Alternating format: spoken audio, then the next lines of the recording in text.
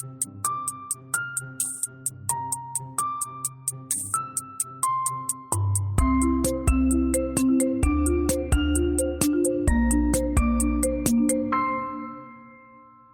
announcement starts now. Hello, everyone. This is Sam here to remind you that I am doing a tour this summer of my beautiful and gorgeous stand-up comedy. I will hopefully be filming this hour in the fall, so this is sort of to get it all right and tight, and I would love, love, love to see you there. So if you are in San Francisco, Seattle, Portland, Washington, D.C., Philadelphia, Chicago, Pittsburgh, or Boston, please come out. It would mean the world to me. So enjoy the episode and get tickets. Bye. Podcast starts now. Wow. Here we are once again in Los sunny Angeles. Los Angeles. Yes, we haven't seen the sun yet today, but we do trust that it will be there when we leave this studio. George, how the hell are you? I'm trying to not say what's on my mind, which is that, of course, today is the primary, but we can't talk about it. Well, because this will be coming out. Because this will be coming out later. Yeah. But I kept having this joke in my head with myself, of course, my toughest critic, but also my most rewarding audience, that I'm coming to Los Angeles personally to save you guys from Spencer Pratt, because I was flying in the night before. Yeah. It was very much that little video of Super Nanny where she's like, I'm on my way. Well, which is funny because I actually went to New York when Zoran won. And you succeeded. And Congrats. I succeeded because I was like, they need one more guy. Yeah. Did you do voter fraud and vote? Because I've been considering doing that here. Can I say I did vote? Did you? Oh, because you're I was still registered in New York. Registered in New York. And so, it wasn't fraud necessarily, but on another level, I guess it was. But please don't share this far or wide. The thing with LA right now is, and people are really going to get mad at me for what I'm about to say. Well, I'm actually glad you're about to say because our guest can speak to this. And is a native Angelino. Yeah. I said something to Jabuki yesterday, and I was like, write that down, that's genius, which is I landed in LAX, and I had the thought, LA is going through a difficult time right now with just this election and how stupid it is. And I feel like it is a city that is like kind of struggling to define what post-pandemic Los Angeles is. Mm-hmm. Okay. Obviously, our guess is there's literally like steam coming out of her ears and nostrils, but she's not allowed to speak. It's coming out of my vagina. Oh, cool. And I had the thought, visiting LA now is how I felt when I would visit my family in Greece during the financial collapse and debt crisis. I remember like getting off the plane in Greece and being like, God, this once great country will rise again, which is sort of how I feel about LA, which I have so much affection for. But I'm like, you guys, like, just get some people in a room. Like, we can figure this out. You know how I feel about it is the same way I feel about Katy Perry, of course. Yes, LA is a Katy Perry. It's Katy Perry because it was so fun to hate on Katy Perry when she was on top of the world. Yes. But now that she's, everyone's making fun of her and she can't have a hit to save her life. I'm like, you guys put some respect I agree. on that woman. I agree. And I actually do get defensive about, even though I like to lovingly hate LA, I get defensive when other people hate LA. Of course. I'm like, LA? You mean this city that gave me my first writing job for Quibi? I would like to see New York do that. It's completely true. If you went to New York and pitched Quibi, they would literally chase you out with pitchforks. In LA, they said, that sounds good. In LA, they dared to dream. That's all they're doing. They haven't woken up from the dream in decades. Which is why the city is not running amazing. That's right. No, they're on sort of deep REM cycle sleep. Yeah. And if you go to their Google Apple Watches, they're saying, oh my God, your sleep rating is amazing. Like, your heartbeat is exactly where it needs to be. Like, you're so relaxed. But unfortunately, like, you are being evicted. Yeah. Well, I think we maybe just have to bring in our guest because it actually feels for a rebuttal. It feels so deeply rude to not. Yeah. So please welcome to the podcast, Christina Catherine Martinez. Thank you. Did you get it out?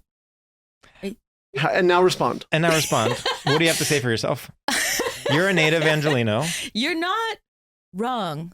This is a city for dreamers. Yes. That's true. I, started out as a young homeschooled East LA. I like the idea of I started out young. So my story starts young. My story I used to be young, and then I kept getting progressively older. Where do I start?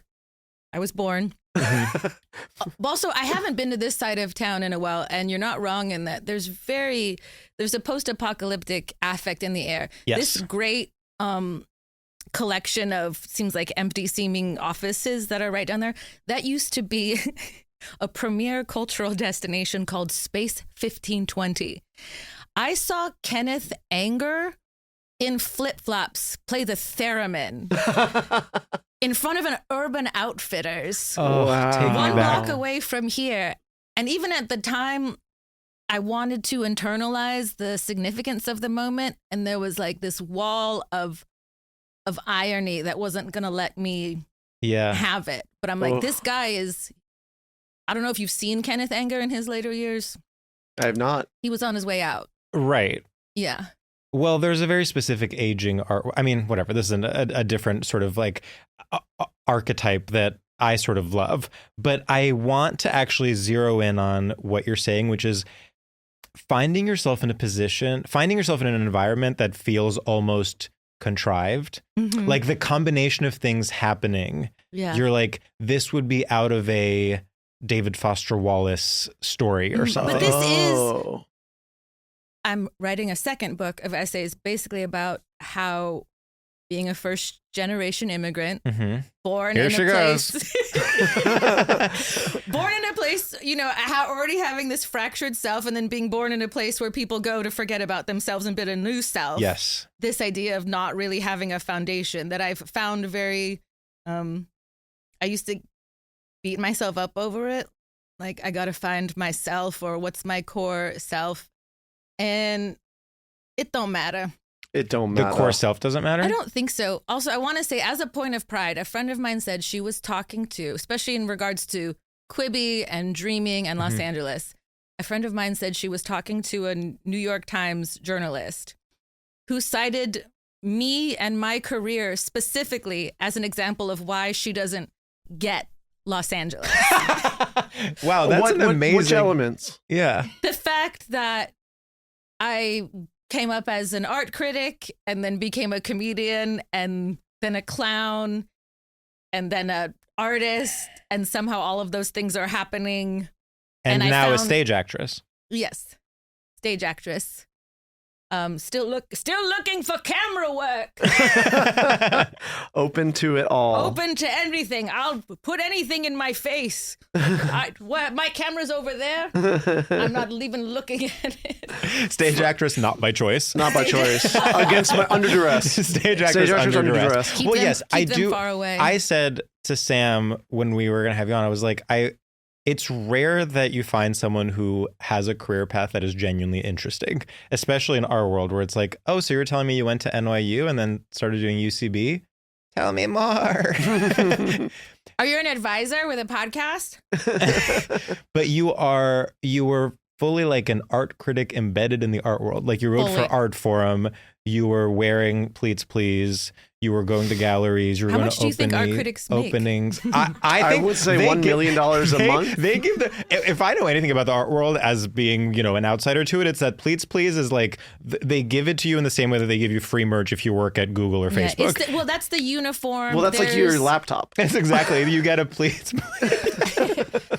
The company gives you the please. There's You have to give there's it back a when you're weird- done I working mean, that's there. what I find more interesting as also a straight woman who loves to shop online. And I found that the vintage, I mean, I've always liked thrifting, first because that was the only place we could afford to shop. And now as, a style, because I found in the art world, there's like, you can't escape betraying your class through your clothes. So it's kind of like up here you have the people who wear just Prada, not even the in-season stuff, just everything's black nylon Prada. Then there's like pleats please. And then the underclass is all just wearing whatever Zara thing is coming closest to any of that any season. Yeah. And I've always I just want to be outside of it. I'm in the world, but not of it, which is a very evangelical thing. But And you are a deeply devout Christian. deeply devout Christian woman. You're a Christian art critic. That's your lane, is like everyone else, your whole thing. It's like how the New York Times has like a conservative voice, a progressive voice, often, just the first. Yeah. And you would sort of Art Forum has all these kind of like heathen, polyamorous, queer, trans critics. And then they said, we need one family of values. They're just fallen. They're just lost, and I take it upon myself as a Lamb of God to go out and to get his people and to bring them into the fold. Yeah, you're looking at the Francis Bacon Pope painting. You're saying, I don't like what he said about the being of the world but not in it. Is that what you said? Yeah, it's a very evangelical. I've never heard thing. this before. Oh, that's an evangelical thing? It's a very evangelical thing. And what does it mean? It means that I think it's supposed to mean that you want to not silo yourself, right? Like a Christian who only hangs out with other Christians. It's more like the call to ministry, the call to proselytizing, that you're going to be in the world, like Jesus, engaged with sex workers and... Was Jesus of the world but not in it? Yeah, in the world but not of the world. Oh. You have to switch the... In the world but not of the world? Yeah. So it's like an observer. It's like you're Brandon like a Flowers being Mormon. It's but sort of like also a rock sort star. of like being a flaneur. Oh, what's a flaneur? Oh my God! It's a figure who sort of a privileged urban figure who can sort of wander the streets and admire the beauty of Hollywood Boulevard and comment on it. So it's a podcaster. And a podcaster of the streets. Okay. Oh, but wow. See, we're domesticated podcasters, and whenever we're on the street, we sort of like shake like a little chihuahua that hasn't been out of the house. They need to put our sweater on. But I think that for the kind of evangelical culture I grew up in, that statement was a way to sort of justify building a whole shadow culture. So evangelical Christian culture was always about having a corollary to every type of mainstream culture. Like Christian rock music. Christian rap, Christian rock music, Christian, there's Christian fuckboys now, I'm sure.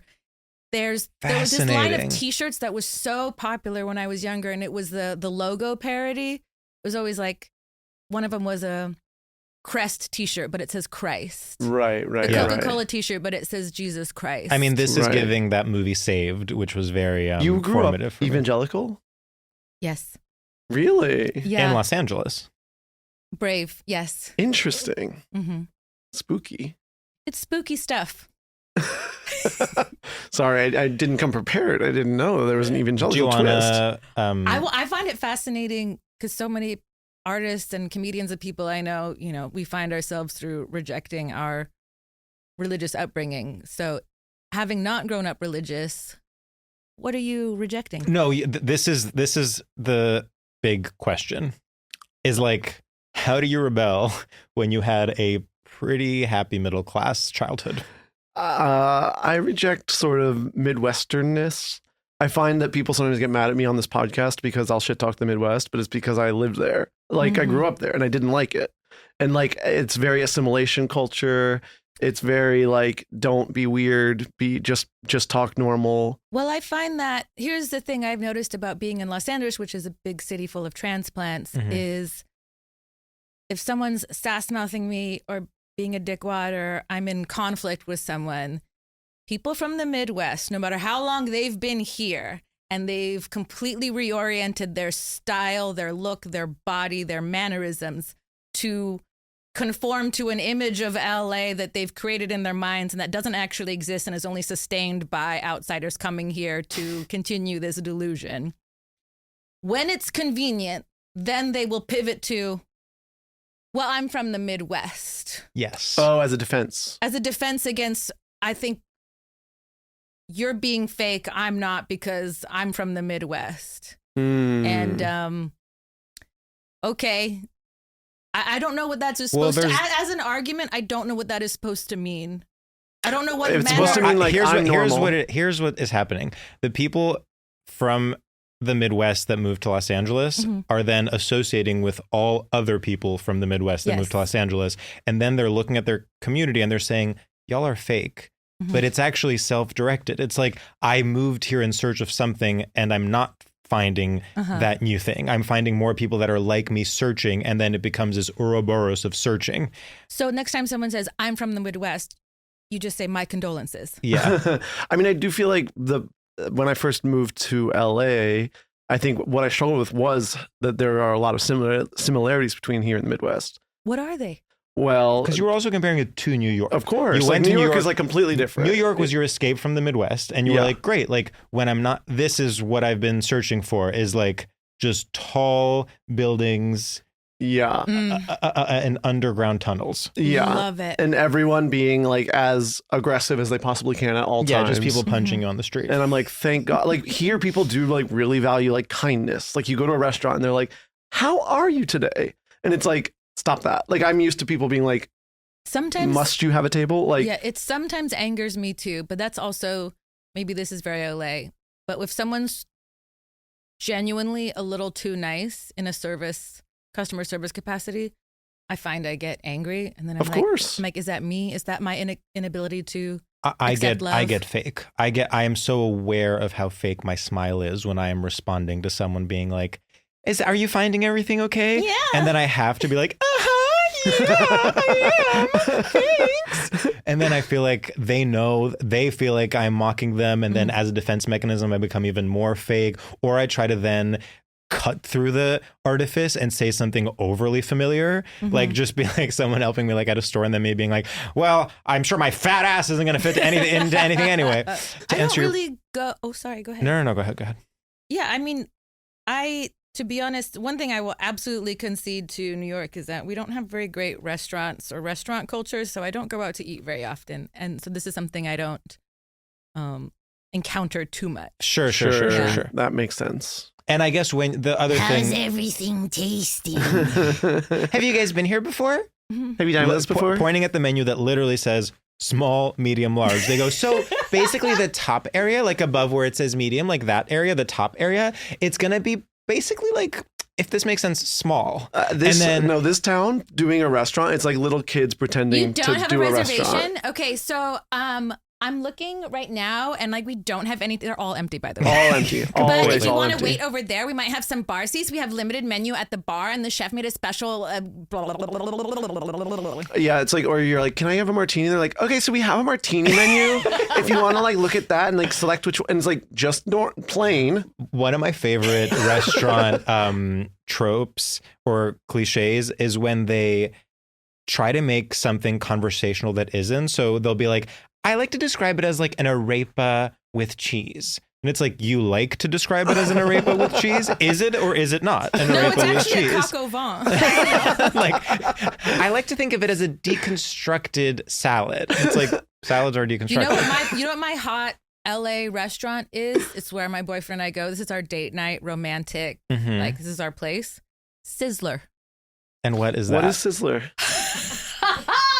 Sizzler is another like Ross Dress for Less, which is what my hour about. Sizzler is a very important East LA, Los Angeles Latino cultural Got it. cathedral. It's a buffet. Oh, okay. It's a steakhouse with a very generous salad bar, and it's huge. You can eat very fast. They have the little machine with the vanilla swirl, and there's TVs everywhere showing basketball. So when you're in your Please doing your art thing, are you then having a gallery dinner at Sizzler? Gallery. Someone had an art show in a shut down Sizzler during Freeze Week. Well, of course. Which I found very colonial. Of course. I would love. I mean, Sizzler's a bit too middle brow for the art world to truly embrace. They can't in that reclaim way. it. Yeah.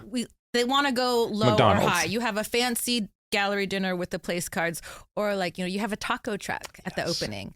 I think Sizzler's it's a little bit too uncomfortable. Sizzler is actual normal people dining, which it's they actual can normal- handle. Like they need either like the dregs of the earth or, Jeff Bezos's yacht, They but they need, don't know like- how to deal with the middle. Yeah, they need like a junkie manning a grill on the street. Yes. Or we have to go to like a weird place with tiny portions, and like if you make under a certain amount, somehow the door won't open. But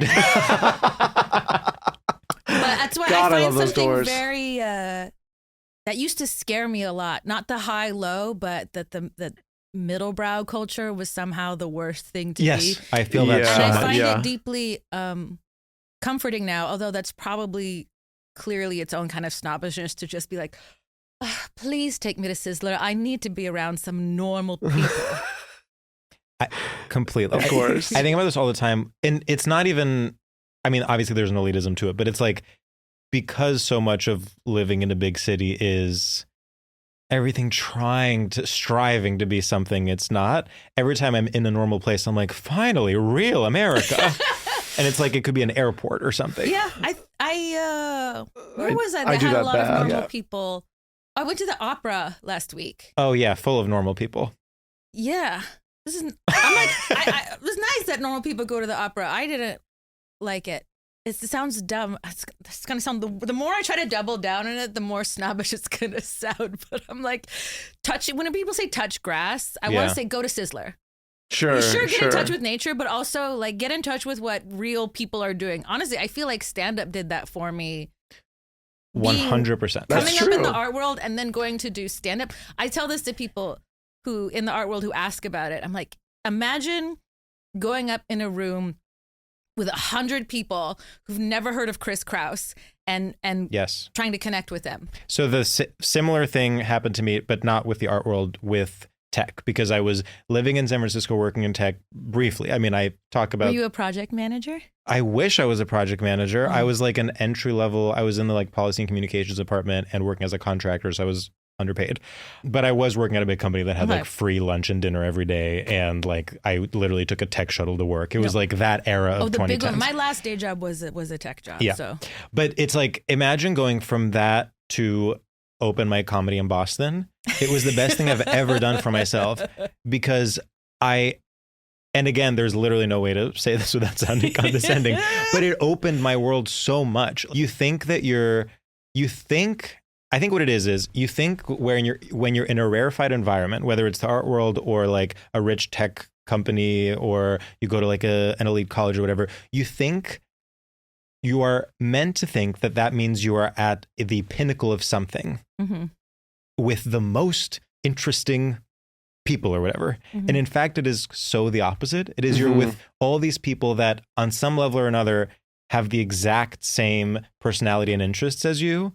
And you are skipping over everyone who could actually make your life interesting to get to that place.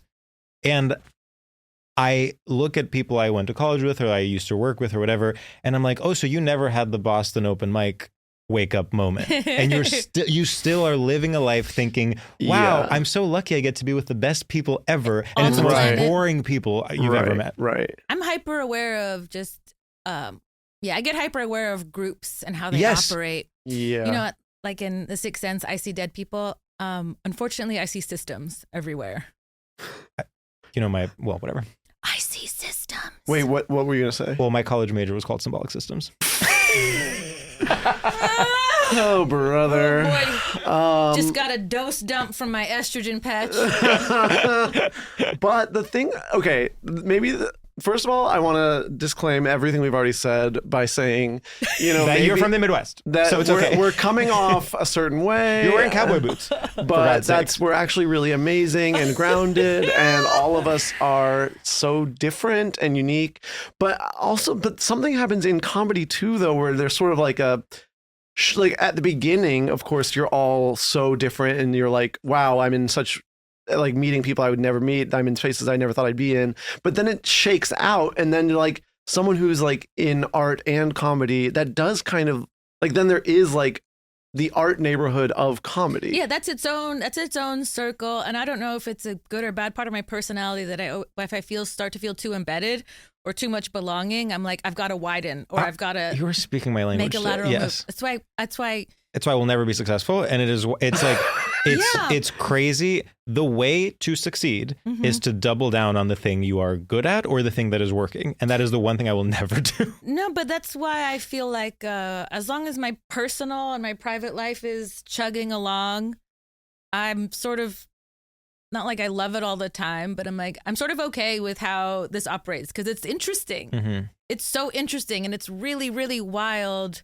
And I love the art world. I think it's one of the last bastions of safety for hyper-educated nerds and also nightmare diarrhea people. Sure. And that's what's fun about it. It's actually weirdly one of the few worlds that gets fed by so many other places. It gets fed by subculture. It gets fed by academia. It gets fed by evil money. It gets fed by like activism.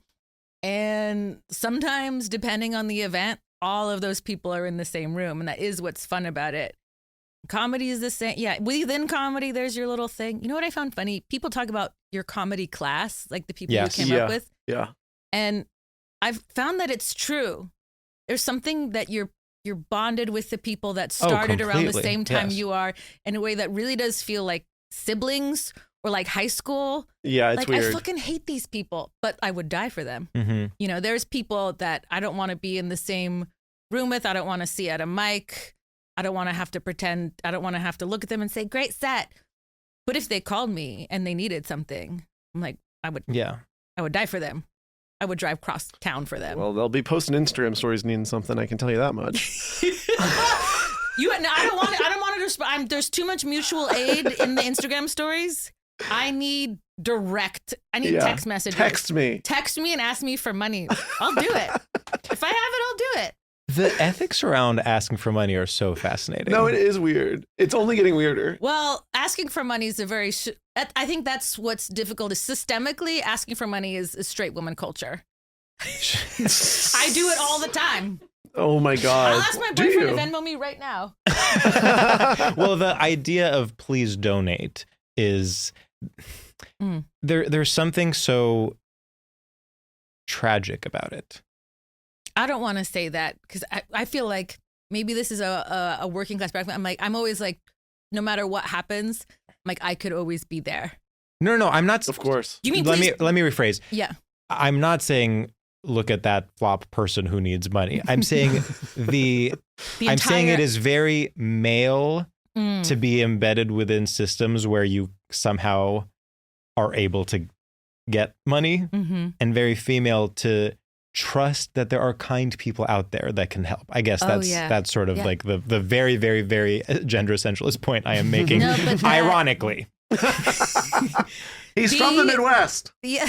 Everyone claim it. Which is ironic too, because if we're talking about Jungian principles, which was one of my straight topics, yes, the part of why it's very straight, even though people would say it's not, is it's really all about talking about feminine and masculine principles. Yes. Which they say are, you know, to be every person, no matter their gender or sexuality, has feminine and masculine principles, and that, you know. And Freud too. It's like Freud, obviously, like, okay, you think of someone being into Freudian psychoanalysis, they're obviously pansexual, but the whole groundwork of it is like the mother and the father. Right. And Jung would say those are metaphors, those are archetypes. Sure. These are just metaphors and images as ways to talking about certain qualities. But yeah, the feminine archetype is always characterized by nurturing and giving. And then that has somehow got bastardized into please donate. Yeah. Totally. I keep wanting to ask you this question, and I was trying to engage with why I wanted to ask you this question. And I was like, oh, so the question I was wanting to ask is like, you grew up in LA. Why do you not have a desire to like be like, fuck this town, I'm out of here? And then I was like, oh, because you're rejecting religion and I'm rejecting my location. Like I'm rejecting hometownness and you're rejecting religion. I think everything people say about Los Angeles is correct in terms of its groundlessness and its lack of stability. But having come up here, I just don't really value stability in the same way. And I've come to accept that things are uneven. Things are always in flux. Things are in process. And that way, you know, the urban landscape of Los Angeles actually is more in tune with the cycles of nature in terms of regeneration and decay. We're definitely in a period of decay. You know, 20 years ago, half of these storefronts weren't shuttered. Well, I would say that that's a California-wide thing. I mean, I used to think about this. You know, we're in the desert, right? You know, nothing is supposed to happen here. I used to think about this with San Francisco, that it's just like inherently its history is booms and busts, like from the gold rush. And it's like there are these cycles to California culture that are not the same. Like when you think about not only New York, but like the Northeast, New England, there's such a stability there. It's like I feel like New York is like sedimentary layers where nothing gets raised and rebuilt, just everything gets compacted. And the whole city is going to turn into oil one day. Fossil fuels, yeah. I think it's also, once I started getting into clown and then we're going to talk about that. I studied Commedia dell'arte when I went to Golier. And then I read this book. I'm in the middle of reading this book, which is about sort of commedia principles. And Wait, let's do our first segment and then we need to like really dig into this. Okay. Yes.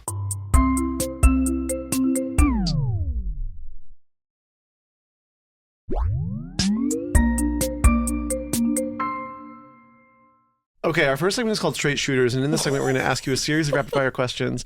Basically, this thing or this other thing, and the only rule is you can't ask any follow-up questions or we'll get so upset at So I you. just have to say which one is straight? That's a question. That's a question. So first is dressing on the side or addressing a crowded pride? Fart? What am I? What's happening here? Dressing on the side or addressing a crowded pride? Dressing on the side. Lost and found or gagged and bound? Gagged and bound. Dining at Benihana or shining like you're Rihanna? Dining at Benihana. It's raining men or stop shaming them? Stop shaming them. ASMR or Dude, Where's My Car? ASMR. Living your best life or leaving your worst wife? Living your best life. Weighted blanket, bated breath, or gated community? Bated breath. The winner takes it all, or for dinner, I'm thinking something small. For dinner, I'm thinking something small. What just happened? Wow. That was See, really you good. found your clown. You found your clown. First you were Don't thinking. tell me First when you I were found thinking. my First you were. clown. We will tell you when We'll you tell found you your when you found clown. your clown. And only when we tell you will you have found it. Actually, that is true. Only the audience can tell you when you're. See, we know what we're talking about. We've read the books. I think that you did a really good job of overriding your instinct to intellectualize and just going with the flow. Mm-hmm. Yeah. And you got into a rhythm, and I thought it was a really good performance. Yeah. What would you give it? We rate our guests on a scale of 0 to 1,000 doves, and I think it's a very good. I think it's like in the high 800s, I would say. 888? 888. That's a very good grade, I really good believe. That's a really good grade. It's a B plus. It's a B plus if you're thinking in that way. But even to think that way, of course, bit is linear. so retrograde Well, I mean, and I didn't bourgeois. grow up with grades, so it's kind of, it's Oh, because fun. you were homeschooled. Yeah, it's fun to think that way. Homeschool the whole time? Were the grades sort of like Jesus approves or you're going to hell? Yeah, you got a hell point. Kind of a pass fail. I got half and half, which is really great. So I was homeschooled until the age of 12. I entered school for the first time ever So scary. as the sixth grade. I skipped the eighth grade and then went to high school. So it was kind of like, 6 grades homeschool, 6 grades public school. Yeah. And also, I was quite popular in high school and I had a Oh. nice time. And I think it was still a waste of time. Yeah. Yeah. What do you mean waste of Yeah, time? yeah, exactly. Like, what would you have rather been doing? I would have- Studying Commedia dell'arte? I would have rather have tested out early and just started community college and done literally anything else. I was going to, both of my brothers who were older and had even less experience in school, one of them just ended up, you can take the GED test. So he left, he was only in school maybe for a couple of years and he was like, whatever. And my junior year, I wanted to do that. I had 3 years. 3 years of high school is enough. And I wanted to I just wasn't compelling to me. I find this... And my mother made me, but I was elected to student government. And so my mom wanted me to finish as a sort of exercise in following through on my responsibilities. This is very like city kid being like, I'm just going to leave high school. Completely. Because it's like that. I left junior high. I just was like, I want to skip the 8th grade. And then apparently you just call them and tell them that's what you want to do. See, I didn't know. I thought going to school was like, you have, like you No, I thought you have would be to. put in prison if you didn't go to Well, school. I still am sort of like, but what do you mean? When I hear about someone who's not in school, I'm like, but how do they go to school? Sam, it's just a system. It's literally called the school system. We made it up. I know. But this is like But we when made something... everything up. Exactly. It's like when someone's know, like, that's the something fun is a of it. social contract. It's like, I know, as I was saying. There's something that makes me so angry about, like, I'm old and uncool or whatever, but when people are genuinely afraid of teenagers, or Totally. Oh, I'm it like- pisses me off too. like we invented those, right?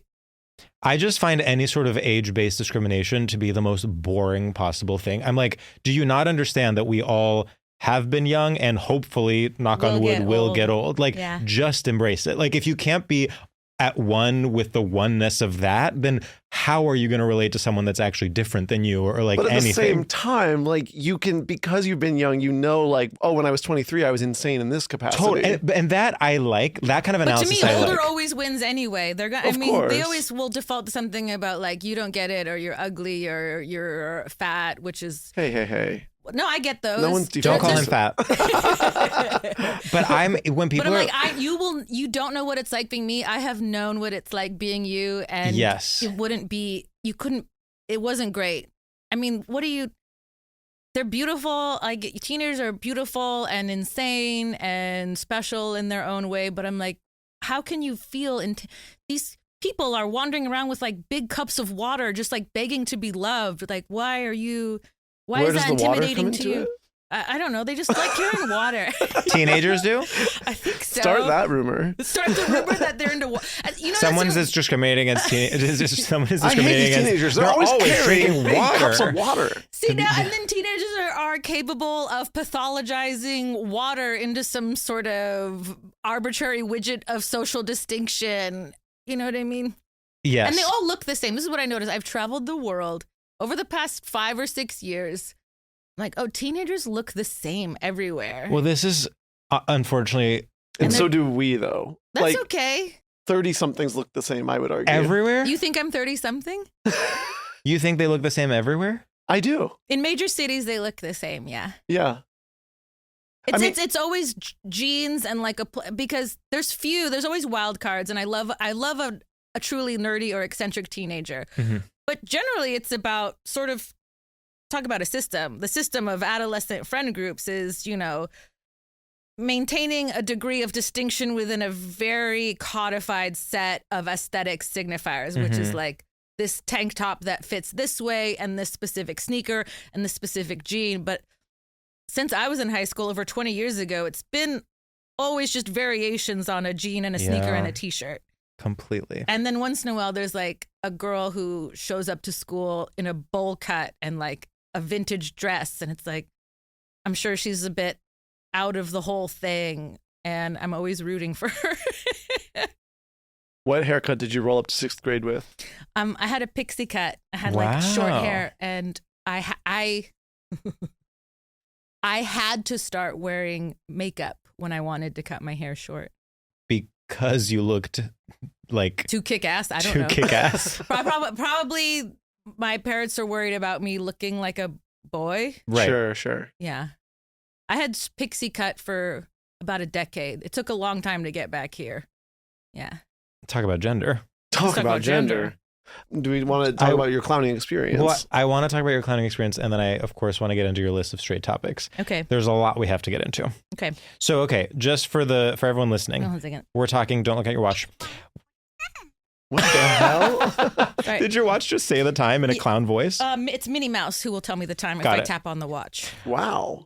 By the way, Please Please an Apple Watch, I feel like is very art world. That's genius. You know why I got the Apple Watch? My boyfriend got it for me just so I could record myself on stage without having to bring my phone. That's it. That's The voice memo function on here is actually pretty good, and it looks a lot cleaner to not walk up there with the phone. No, completely. Yeah. That's Yeah. actually a good idea. that's genius. You should be using, unfortunately. if you ever have an Apple Watch, which I see you don't, you should be using it to record your sets. No, that's a really good. Now I'm going to buy one. So the timeline is you were evangelical Los Angelino, homeschooled, public school, made your way to college, art critic. Mhm. Then you were like, okay, I've conquered the art world, but what I've always wanted to do is stand-up comedy. So you started comedy. Yeah, I think that's what it was. Like at the top of my game, I think I had got I was working at a gallery. I got hired at this gallery just because they liked my art writing. Mhm. I don't think no matter what, I was not quite equipped to be a commercial gallery director. And I could always tell, the reason why I like New York is I can always tell I get a gauge for where my career is at based on like how I'm treated in New York. We feel that way as So well. I went to, Yeah. so when I worked for this gallery, I was, going to the art fairs, being put up in hotels, had company card, taking taxis everywhere. And I will never forget coming home. And this is the part I don't talk about. Before any of that, I was doing improv. I was that person with a normal job who was like doing improv once a week to like blow off steam. And frankly, the only reason I started doing stand-up is because it was less costly and less of a commitment. Yeah. I could not commit to improv, even though at that point I was just telling myself it was a hobby. Yeah, no one can ever fully commit to improv. I remember coming home from being in New York for Armory Week. I have my suitcase full of Zara. And I just started, I was no shit, at this collector's house with these artists. I'm basically getting paid to party. People are doing cocaine. There's pate. There's wonderful conversation. Again, it was like watching Kenneth Anger play the theremin. And I'm like, something about this is supposed to be ideal. And I don't feel like it's my life. Yeah, totally. And I started crying and I was like, oh my God, I'm going to cry again. Oh my God, it was the pate and cocaine. Pate and cocaine, babe. And I started crying and my boyfriend was like, what is wrong? And I was like, I don't feel like I'm living my life. He's like, well, what do you want to do? I said, I think I want to do comedy. Oh my gosh. And he Now goes, pass the coke. and he goes, okay. I wasn't living a life where I was like professional. There was like a subtle professional social expectation to like do cocaine. Mm-hmm. I don't know if you've ever been in position to do cocaine just out of politeness. But that's part of what being a gallery director is. I'm full blown weeping on this podcast. I know. I'm confused. And now we're back to clowning. This is that. So we want to know that after you did stand up, then you did get into clown. Yeah, so this is where it's not fun. I got doing stand up and for a few years, and then I remember a very specific moment. I did stand up show at Lyric Hyperion, Mm-hmm.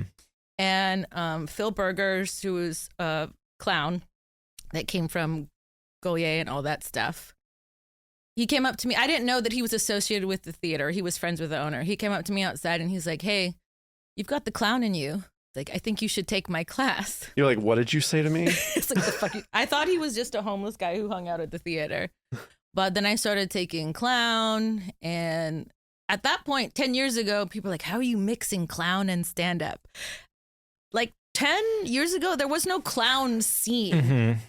There were several clown schools that have been in LA for a very long time. But if you wanted to get on stage with that shit, you had to just say you're a stand-up. Yeah. And then people would ask, like, how are you getting on, people in the class were like, how are you getting on shows? And I'm like, it's because I'm a stand-up.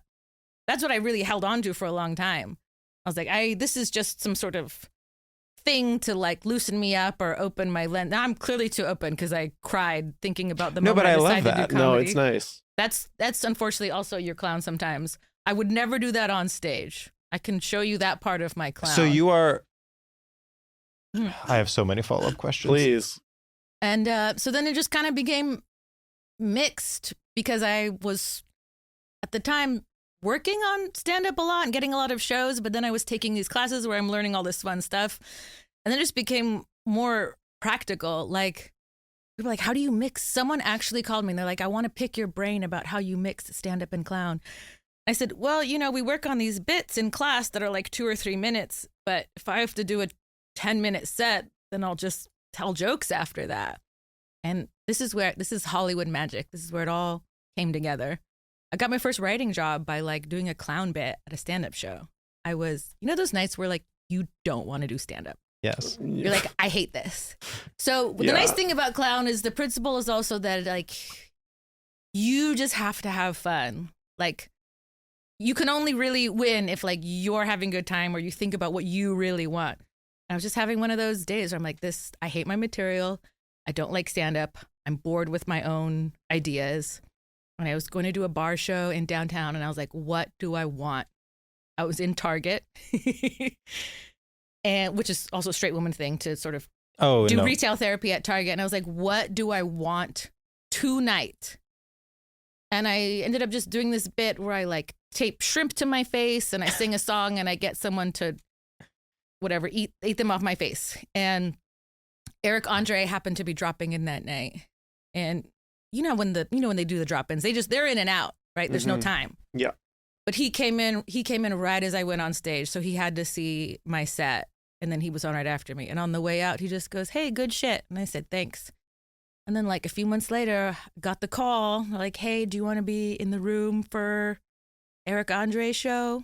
So when people say clown goes nowhere, you tell them. You tell them it can get you a freelance consulting job on the Eric Andre show. Yeah, you tell them that you can work at the Eric Andre show. End of list. I think it's over now, but you could have. You could have at one point. I was telling George, I'm like, it's a good thing I didn't know about clown when I was 24, or else I would have become your whole life. I would have lost my whole life to it. I think that's very smart. I mean, I didn't start doing comedy stand-up till I was 31, so I think it's... But I think, correct me if I'm wrong, and maybe I'm projecting onto you, but I was telling Sam that I feel like for someone like you and potentially for someone like me, like the appeal of it would be like our instinct is to overthink everything and to over-intellectualize everything, and the clown thing is like letting go of that and being in your body. Is that like generally correct? Oh yeah. And I think it was very helpful to bring that back into stand-up and even into, no joke, even to art writing. Because when I started doing stand-up, maybe you felt this way because we're intellectuals. I was like, I had this chip on my shoulder a little bit, or I had this intention of being a smart stand-up or a clever stand-up. I mean, that was, talk about a ego death. Just completely. The first fully like 2 years of stand-up, just being clever to crickets. And for that's not authentic in the least. Like you're critiquing something that isn't even there. Like and so I think part of clown too, what they do is like you finding what makes you funny but without ego, without expectations, without control, rather than I'm going to be this. You know, sometimes stand-up can be like, I'm going to be this type of comedian, I'm going to be this type of stand-up.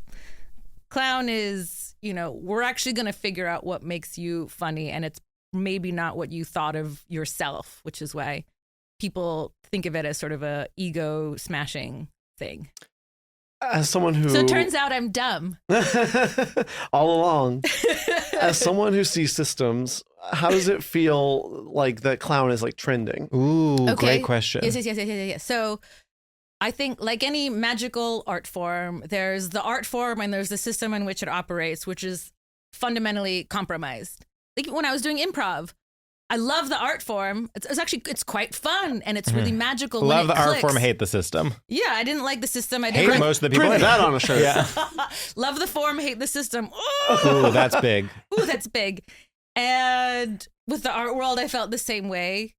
That there's there's art everywhere, pretty much. And that I was very aware that as a critic, I'm like, oh, I'm operating in a system.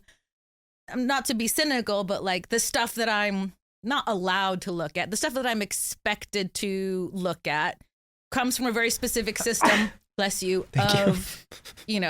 generally begins in art schools or MFA programs and gets like fed through a gallery system, and that hopefully gets or through institutions. And then once in a while they throw in the wild card, outsider artist or autodidact to keep it spicy. Which only serves sorry to interrupt. It's the exception to prove exactly. the rule. It like only serves to reify the system itself, because it's like, look, the system is so amazing. We can even welcome in one outsider every 5 years. And so clown, I think, as a psychological spiritual discipline, as like just sort of a disposition in general, which I think any type of performance can be done through the lens of clown. But as a system, I mean, it's a system of fringe festivals that have a specific type of one-person show that you pay a lot of money to participate in. I tried to explain this to people in the art world because I did Edinburgh last year, and they're like, what's it like? And I said, a fringe festival is kind of like an art fair that you have to apply to get in, but you still have to pay to participate. And then you just cross your fingers and hope you make up your Hope you're the one person that like and that is the breakout. And that there's different festivals have different degrees of pedigree or prestigiousness, even though we all kind of know it's pay to play. There's a little bit of the kayfabe of prestige that's involved with participating in festivals and fairs. I mean, it's something I'm aware of and I can do willingly, but it also blows my mind when people are fully like drinking the Kool-Aid. Yes. I need to be validated by this institution, by this show, by this anything. One thing I found that is like scary to me about the clown world is I do feel like there are like it's like gurus are back. Like Gurus are back, baby. Gurus are back in a big back. way, and I have and to it's say, always like every time there's a guru, like 10 years later, it's like, whoa, what were we thinking? And so it's crazy that gurus are back. I will say, Because and I do want to move on to straight topics, too. but as an outsider to this world, despite Totally. the fact that many people I know are involved and people I respect and people I think are cool, and like I enjoyed, I'm sure the community has various thoughts about the New York Magazine article, but I enjoyed it as an outsider just to like read about it as was something good. that has existed in LA during the time that I've been doing something completely different in New York. But the guru thing is what's alienating about it to me. Yeah, there's a lot that really speaks to me about it. And then the guru thing is what freaks But I me also out. think the guru thing happens everywhere. Yeah. I think the thing with I was taking well, dance improv class. definitely had gurus. Improv. I mean, I was taking dance classes for a long time, and certain dance. I would feel the guru-ness of certain dance teachers, and that I was not drinking the Kool-Aid. So Well, there's almost something in a positive way about stand-ups that where they're like genuinely so selfish that they don't even want to be gurus. Yeah, like they're like, if they're worship, they're like, well, then I'll go sell out a stadium. Like yeah. they don't want to like then run a school where they like are in yes, they want to charge be of- worshipped by the audience, not by other comics. They Yeah. don't want to like. It's Exactly. icky, gross. Yeah. But I also, even the idea of a comedy lineup, it's so non-hierarchical ultimately. Yeah. Like even if one person on the lineup is literally John Mulaney, at the end of the day, you're going there and you're going to see 7 people do 10 minutes each. Well, they're Yeah. judging when people talk about the punching down or punching up or these like people. They're talking about comics with really big podcast followings. But what I really like about the form and even the system of stand-up, as fucked up as it is I'm like, yeah, trust me, I do a lot. And stand-up is one of the few art forms where I'm going to be in the room participating with people who have different points of view, different styles, different worldviews, different clothes. Mhm. You know, I feel like it's not cool to say anymore, No, but I really like stand-up. No, I think and I actually think there's something about finding stand-up. God, this is crazy. I know. I'm We are going to move on from this, but there's something about finding stand-up for, I guess, people with, generally speaking, our personality type, where you're like, oh, this is what I have been looking for. Mm-hmm. It's it is the perfect level of organized self-expression. It's like the right level of freedom to do what you want to do, but also you feel like there's a safety net that you can fall. Your set is going to be over, and that even if you're absolutely bombing,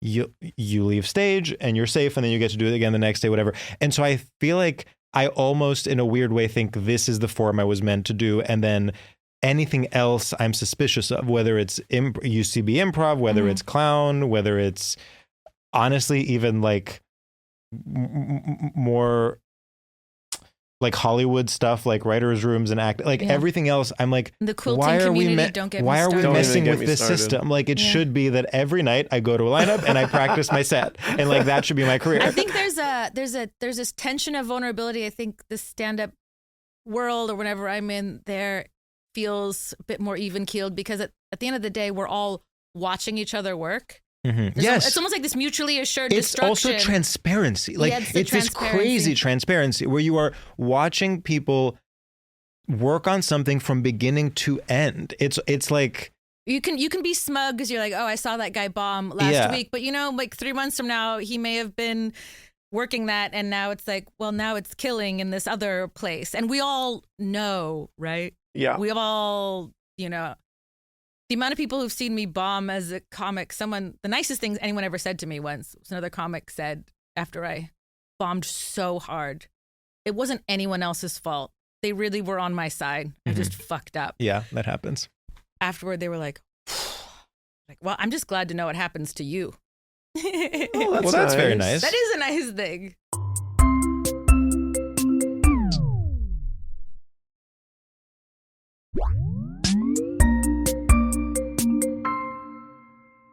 Okay, we have to move on from Yes, comedy talk. yes. To any listener who gets annoyed at us with comedy talk, we are sorry. I'm not sorry. I You're apologize. comedians. Do you not talk about comedy a lot on this No, podcast? Well, it's like- that's the thing we do. We do, and it's like annoying because we're on the one hand, sometimes it's really fun to talk about it for us, but sometimes I don't think it's as fun to listen to. No, but I think some people do like the insight. They trust me, people. There wouldn't be a big market for Exactly, this. yeah. My boyfriend that I was with for 8 years before starting comedy. This was weird. He was a huge comedy podcast fan. He would never watch live comedy. I think people don't know live comedy exists. He was only into listening to comedians talk about comedy. Yeah. People really enjoy that. This is honestly how this is how like I get into these cycles of watching interviews with actresses about movies I have no desire to see. And it's like, what are you doing? The art is like, why am I watching an interview with Charlize Theron about doing Aeon Flux? The weird thing about working with Marty is that he really has, it's sort of, he's looking at you, but he's also looking at everything else at the same time. And I find that kind of divided attention, because I want to be seen, but I also don't want to be perceived. And that is where he gives me a vessel where I can do both of those things at the same time. And I just have to trust my instrument and trust my technique. But what he drives you to is to that trust. And then right when the cameras roll, let it go. Wow. Yeah, and meanwhile you're promoting Inside Out too. Which I was in Mexico when that came out, and it was called Incentemente Dos. Oh, all right. That's Well, now I'm nice. listening. Or Intensamente or Incente. Incentemente. Okay. Yo entiendo. What is your straight topic? And / what were your straight topics? I mean, we touched a little bit on Jungian stuff because I think analysis is very straight, not therapy. Yeah, analysis. Therapy is queer. Analysis Is what Orna does? Orna is definitely trained in a Freudian tradition, from what I understand. Yeah. Can you tell? I'm worried about like getting us on a tangent, but Jung and Freud rivalry? Eventually, Jung. Well, it's perfect. Jung was a student of Freud, Freud's. and then they became rivals. I believe. Okay. And that So is that like Socrates and Plato? Yeah. Yes. Someone's gonna look this up. The Cronenberg movie, A Dangerous Method, isn't that like about, have you seen it? No. I haven't either, but you know what I have watched? An interview with Keira Knightley talking about making it. But I think that is about Jung and Freud, and one of them is Michael Fassbender, and one of them is some other The actor. most important straight topic, though, because I've been very embedded in it for a minute, is tennis. Tennis. Which you just initially disagreed with me. This Hard. is we George disagreed really- with you. Yeah. I literally said you are wrong. I said those words to you. To you. To my face. To your face. I'm a visitor to your city. You grew up here. I came here. I said, shut the hell up. But then you convinced me immediately, and it's like I've never seen something more clearly, because I was coming at it from a male-centered standpoint, because I was saying actually tennis is for gay guys, and you were saying think about it from a woman's perspective. For a woman, it is the straightest sport. It is the straightest sport. It's very it's the pick-me sport. To be honest, I'm not a great team player. Yes. I've been kicked off my improv team. I did the potpourri of sports when I was a child, like soccer, baseball, tennis. I had 2 older brothers, and we all kind of had to do everything. Mm-hmm. And I didn't think I was an athletic child, or I didn't think I liked sports. And then we started doing tennis lessons, and I was like, oh, you mean I don't have a team and I get to wear a dress? Literally. You can slay. You can serve every time. And I only took lessons for a tiny bit when I was a child, and I just picked it up seriously a couple years ago. But it's, and I went to the French Open last year, and I've done some amateur tournaments. There's something very like Georgian London high society ball, which some sociologists have said that the whole purpose of like ball dancing or ballroom culture, not the cool kind from New York, the old one, is it was a systematized way, it was a ritualized way of allowing men to touch other women's wives. So it was like a safety valve. Oh my God. For sort of reinforcing the nuclear family unit. And I almost feel tennis is the same way, but it's even more desexualized, because it's a lot of like women grunting and women sweating, and like mixed singles is kind of hot because you're battling each other, but you're also like 100 feet apart. Yeah. And even you're edging. Yeah. And even the amateur tournaments that I've been to, there's a lot of just girlfriends who are tennis kitted out. They have the whole affect, but they're not playing. They're there to just get their boyfriend cups of water. They're there to get their USTA 3.0 boyfriend cups of water and like massage his shoulders and stuff. The discourse is very old-timey, very like Jane Austen. I don't know if you've seen the comments around the French Open right now, but I mean, before Osaka played Sabalenka, people were like, oh my, the one with the sequins playing the one with the diamonds. We can't wait. Yeah. The discourse over what it's not like figure skating, right? Which is sparkly costumes, but like figure skating is very gay, right? Yeah, camp. It's camp. Simply it's decorative. It's solo. It's sparkly costumes, and we're like, why is that gay? And this is straight? Because I think there's this undercurrent when we talk about women's clothing in tennis. There's an undercurrent of appropriateness. Like a lot of people think when that Serena wore the cat suit, it's like, what the hell is she doing? Yeah, Is she some sort of people wily? hate Sabalenka because they think it's inappropriate that she wears diamonds. Or Yes. people think, there's so many comments whenever Naomi comes out in her custom kits. They're like, just play tennis. It's not a fashion show. And that's also the difference between, I mean, even though obviously appropriateness is also emphasized in figure skating in like a more sort of like Russian strict way, but figure skating, the taste level is out of whack. Figure skating, you are able to like fully look like Liberace, whereas in tennis, it's essentially like all about quiet luxury. Like Exactly. it's like Well, I mean, you're supposed to wear like Osaka a white. is getting dragged because her tennis dress looks like a figure skating dress. Yes, exactly. That's exactly what it is. Well, that's because there's a balance. Like they have to wear a skirt, but then it's also like, but they have to be athletic. And it's this weird thing of like, well, the skirt it's already decorative. Like we're having, a choice here. It feels a little old timey because it's very comfortable. Like you could just wear little shorts, right?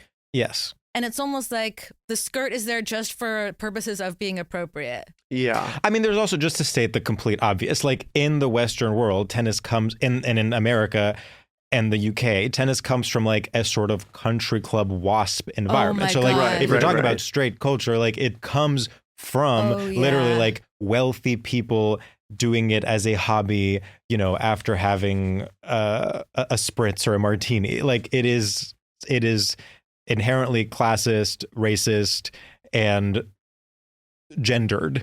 And like the men wear like button down shirts and the women wear skirts, and like that's. Went to Roland Garros last year. That's what really gave me the feeling. I'm like, oh, I'm in a Jane Austen novel. Yeah. Lots of the peacocking, Yes. the sort of, like the art world, there was sort of an implied hierarchy based on outfits, based on do you have a box or are you one of the grounds people? And I mean, it was the fucking best. Just grunting women, cigarettes, champagne, hot dogs all at once. Give me a break. But yeah. And then the other, I would just in terms of the women, because this is like, it really is hitting something. It's a prison for women. It's a prison for women, but it's also I can't stop. Think about the idea of women's sports in the straight world. It's like it's like women who play sports are quote unquote masculine or lesbians, or it's like that you're a tomboy, whatever.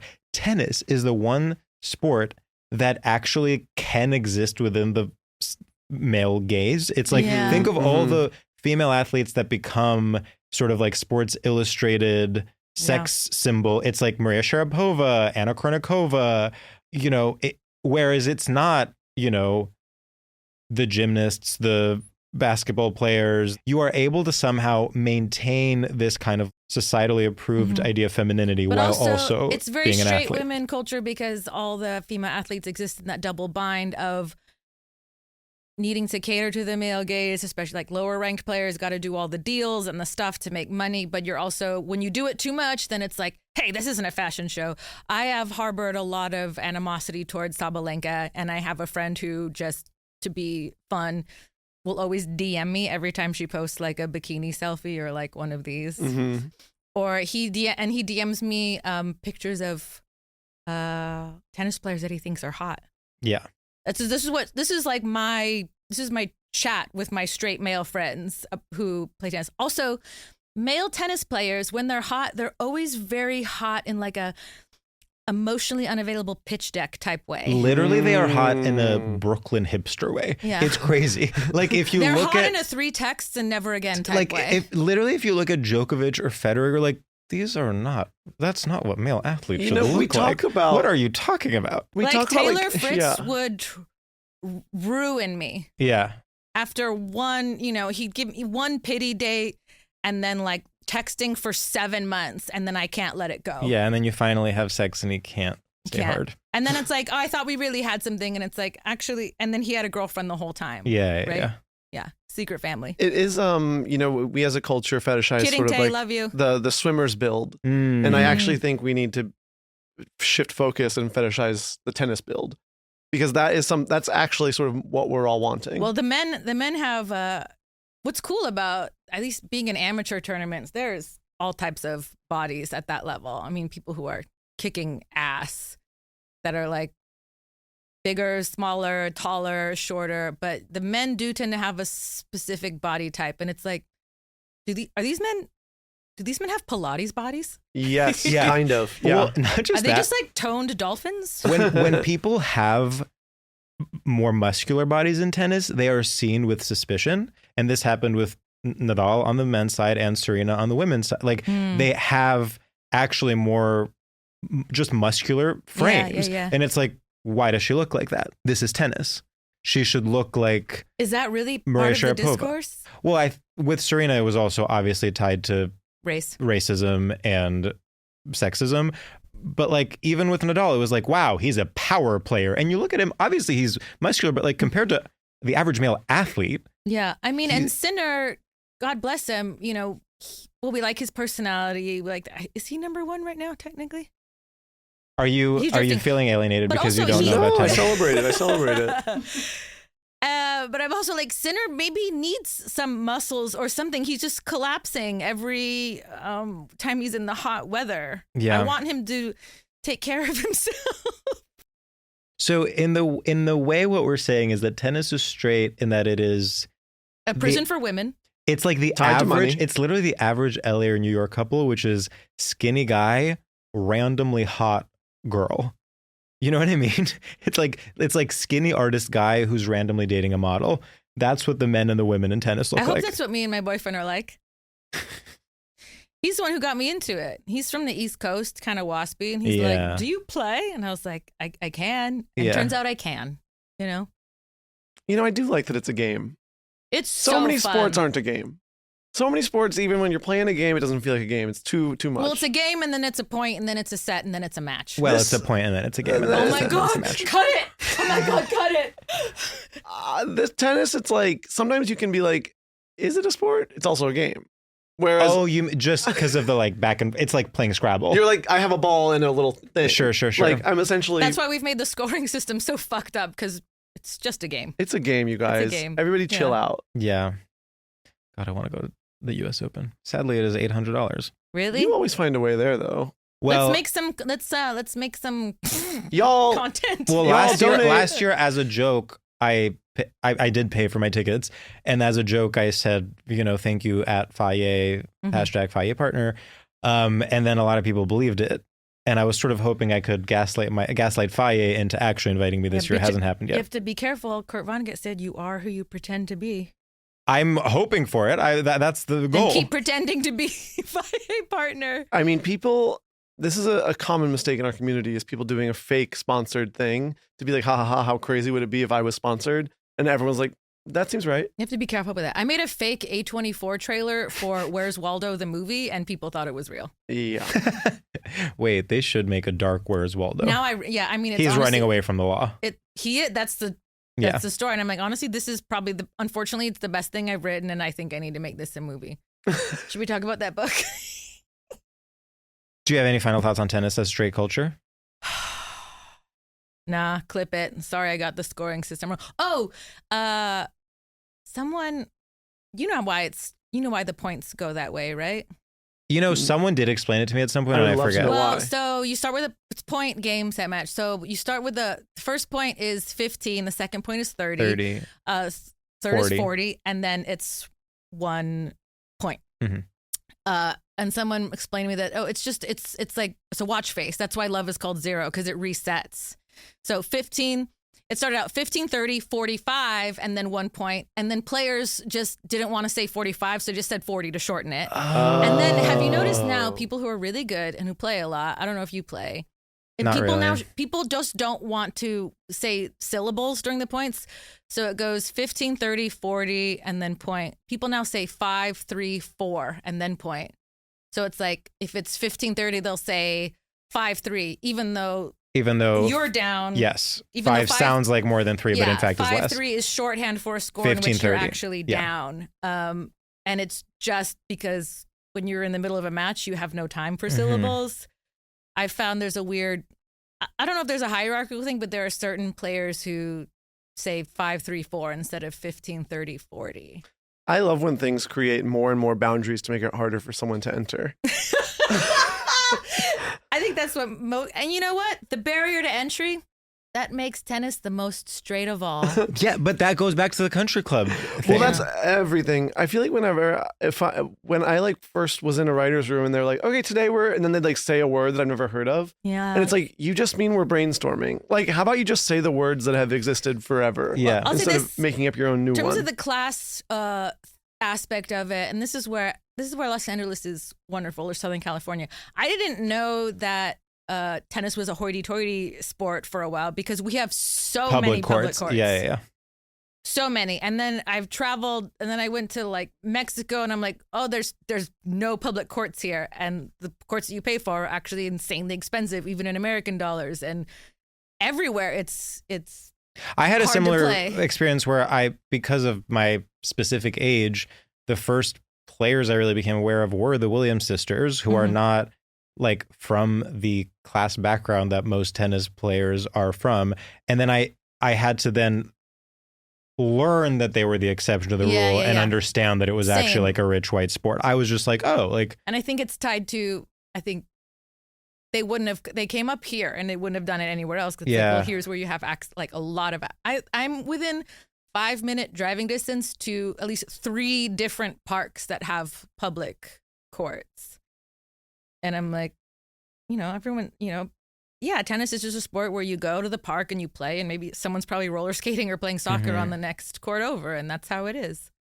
speaking of making up words for things that already exist and having that be the barrier to entry, it brings us right back to the art world, because I feel like that's what the art world is best at, is being like, this is literally like an abstract painting that's like half blue, half red. And then the plaque says like it interrogates modes of production in post-capitalist Guatemala. And you're like, I don't think that's true. It might. You never know. Yeah. But that's what when people say, how did clowning affect your writing? And I think it did, in that sometimes when I'm tired, I'm totally down for some international art English. But it really made me feel like, okay, it made me see the system of art writing language. And sometimes I'm like, what am I actually trying to say in the simplest terms? I don't even think simplest terms. Sometimes I will try to rewrite something. I'm like, okay, I'm going to write this review and I'm not going to say anything that ends with ism. Right. And I'm going to use the shortest possible words in the shortest possible sentences. And like that in and of itself becomes fun. Sometimes things are complicated. Sometimes they do be interrogating preconceived notions of space, and there's nothing we can do about it. But I agree. It's like, so save that phrase for when it's actually happening, and then it will actually have some impact. What if we never agree on when it's happening? But I think Yeah, people do there's- agree, but they're lying. There's a boy who cried wolf about the Yes, descriptions. exactly. Yeah. If you And keep interrogating preconceived notions, and you keep crying interrogating preconceived notions, when the preconceived notion is actually being interrogated, I won't then- believe you. Yeah, then Yes. because no Yeah. one spoke for me. Yeah. No one spoke for me when my preconceived notions were being interrogated. And it's the same with everything. It's the same with book blurbs, where every single book, one of my biggest pet peeves is when a book blurb says something is laugh out loud funny. Oh, it very rarely No, is. it isn't. Well, and not to be a bitch, but Show me footage of you laughing. same for stand-up comedy. When someone has something coming out, they say they're the funniest comedian on earth. I love them. And I'm like, of course. well, if everyone's the funniest. Yeah. Yeah. I respect, there's an author, I asked an author to blurb that book. And Your book is called Aesthetical Relations. it's a pun on relational aesthetics. Do you get it, George? I do. I didn't get it. You'll find out. And I feel like we have to go. And now we're opening a whole other can of worms. And I have acupuncture soon. I wish I didn't, but I do. No, we do. We do. Have No, to I go. just wanted to shout out the book. Thank you so much. For anyone It's, not watching and not being able to please, see can we get it. a zoom? Can we get a pan over to that? Please don't order our stuff that way. Don't do that. We don't do that. We don't do that type of thing. None of these are on a dolly. Maybe the editors can get a really Can we get a pixelated fisheye version. lens on all three of us? Yeah. Computer enhance. Aesthetical Relations is a book of essays, Mm-hmm. and it is about art and comedy. The official blurb is constellation of essays on art, fashion, cancer, comedy, and your mom. Oh. Well, that's great. fun. Your mother specifically. Oh. Oh.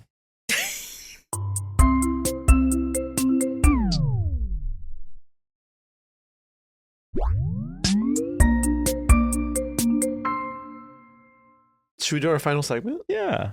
Okay, our final segment is called Shoutouts. And in this segment, we pay homage to the grand straight tradition of the radio shoutout. And we shout out anything that we are enjoying, people, places, things, ideas. We make them up on the spot. And oh, gosh. we will go first. And George, do you have one? I do have one. Oh.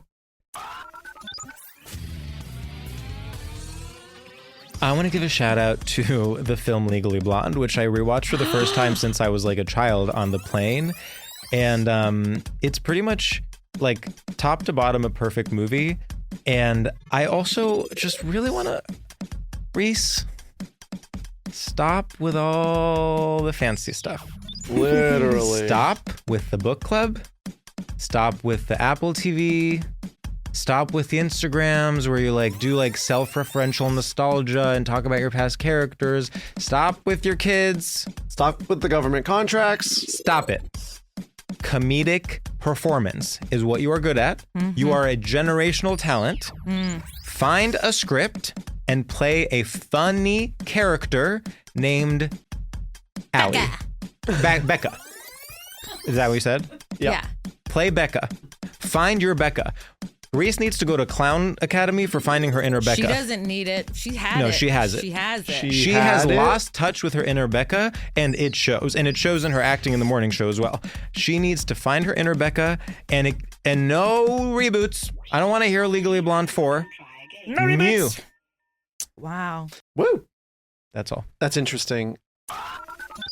That inspired me. What's up, freaks, losers, perverts around the globe? I want to give a huge shout out to that's right, Real Housewives of Rhode Island. Wow. I have never been a housewives girl, and I did start because I decided that it's time to stop alienating myself from my own community and maybe just watch a TV show that will then allow me to talk to over 1 billion gay guys. And I have started it, and 3 episodes in, lo and behold, I'm loving it. I can't wait to see what these women get up to. I do wish they had healthier communication styles, and I do think a lot of their issues could be solved quite quickly, but I am kind of inspired by their ability to feel so strongly. And I wish that I had such fire in my own heart. And instead, when I'm in a conflict, I say, hey, let's bring it back a bit. I'm sorry. They would never do something like that. And in many ways, I wish I had that strength. So shout out to Rhode Island and the Housewives, and I will maybe be joining in the other universes, but to be honest, it is quite daunting. Thank you. Goodbye. Woo. Shout out the scene in the action movie when one of the main characters retreats to administer self-first aid. Do you know what I'm talking about? And it's this very specific rating because obviously the sex scene in an action movie or horror movie operates as like a bit of respite for the audience. But if it's like maybe PG-13 or we can't do that, we get a protracted scene, 2 of the best movies to ever do it, Terminator 2 and Predator 1. Because, well, and interesting because one's a sort of an alien and one's a robot. I want to see, there's some more erotic sort of human examples where it's like, I want to see, a muscled guy just busting into a shitty hotel room and looking in the mirror and going, Oh, I do love that. you know what I mean? That's the scene. So that's a softer way of giving the audience like respite from the action than like a sex scene. And it's so relaxing. It's so interesting. when the Predator does it, I get to see all sorts of insight into alien biology and anatomy. He has green blood. I just think that action movies really lost their way. They're trying too hard to be funny. There's too much of looking at the camera and saying, I hope this email finds you well. Totally. I need less self-aware, cynical comedy in action movies, and I need a very calm, earnest character administering self-first aid.